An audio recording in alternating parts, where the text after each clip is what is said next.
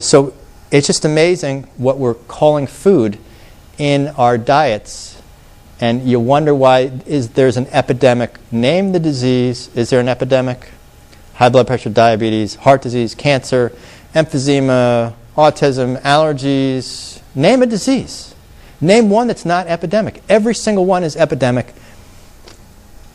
I can tell you a large contribution is this sort of garbage right here. So what can you do? Okay, I'm going to get to the bottom line here. What can you do to avoid allergies and inflammation, and also to be healthy in so many other ways? I call this the cruise control diet. Okay, so rather than putting your one foot on the gas and one foot on the brake, you want to drive your car, put it in cruise control. You want to keep stable blood sugar levels. How do you do that? Well, you need to eat a certain amount of fat and protein at every meal. Okay, it's like putting a log on your metabolic fire. You don't want to put gasoline on the fire. You don't want to put newspaper on the fire. You want to put a log on the fire. That will keep your blood sugar stable so that you're not going back and forth between your sympathetic and parasympathetic nervous system. You're not draining your adrenal glands. You're not withdrawing from your bank account all day long. It keeps you even-keeled. So you want to have a balanced proportion of carbohydrates, protein, and fat. How much is that? You know, for the average person, and nobody's the average person, somewhere about a third of what the government is recommending is the right amount of carbohydrates per day. Right around 100 grams of carbs is probably, if you're at your normal weight, pretty decent. If you are overweight, you want to make that even lower. Take 100 grams and divide that by 3 for 3 meals, and it's about 30 grams of carbs, not the 100 grams of carbs that the government is recommending. This diet will help maintain your blood sugar levels. It will also help maintain healthy lipid levels. It will help maintain healthy weight, help maintain hormonal balance, and it will reduce allergy symptoms. So we need these things. Even though on the food pyramid these things are considered poisons, used sparingly, this is actually not true. All the scientific literature shows that we need these things in our bodies. Very, very important. So you want to eat 3 meals a day. Each meal should include a serving of one of these things: meat, fish, poultry, eggs, or cheese.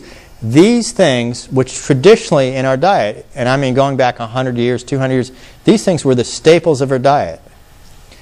I'm not saying that you should gorge yourself on these, but you need a certain amount. And you've probably heard this before. How much, Doc? What is a serving? About the size of the palm of your hand. Okay, if you're 150 pounds, 170 pounds, it's about 3 or 4 ounces 3 times a day. That's the log on your metabolic fire. That will keep your blood sugar stable. And the fats in there, believe it or not, are actually healthy fats.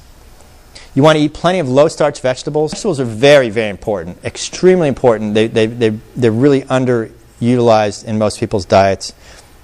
They contain plenty of fiber, minerals. They don't have carbohydrates, essentially the low-starch ones. They help fill you up. Very important. A lot of really important minerals. Magnesium deficiency, for example, is one of the most prevalent deficiencies in our society. It's what gives green vegetables the green color. You don't get magnesium from green M&Ms, only from these things.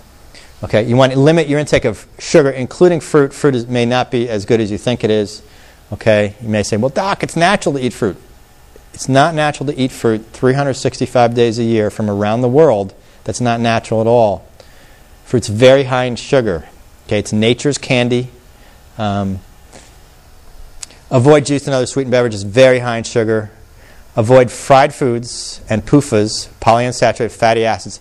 These things are incredibly toxic. You want to avoid these food additives.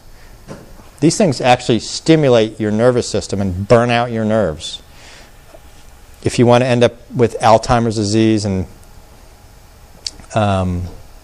multiple sclerosis and all sorts of these terrible neurological problems, eat lots of this stuff. Avoid excessive carbohydrate intake. And you want to drink lots of spring water. And spring water is important because spring water has minerals in there that are very healthy. Now, people say, well, Doc, what about filtered water? Well, filtered water can only take out stuff. It doesn't really add anything in. If you get water that comes out of the tap, that water is processed water. It started out as sewage, basically, that's been chlorinated, fluorinated. Aluminum is added to it to flocculate out all the impurities, and you're left with a lot of junk. There's not a whole lot of real good nutrition in there. Water is very, very important. So I definitely recommend spring water, and it's a problem. I mean, I'm drinking Poland Springs right here. It comes out of a plastic bottle. That's a problem too. It's less bad though. I find this to be the lesser of the evils, okay? Because plastic itself is actually very toxic. We are living in a toxic society, a toxic environment. That's why we have all these symptoms and all these diseases. And if you're suffering from allergies or inflammation, it's a sign that there's a fire brewing in there, okay? Where there's smoke, there is fire, okay? That's where I started off. Past the time. Thank you very much for being a great audience. If anybody wants to hang around and ask me some more questions, I'll be available.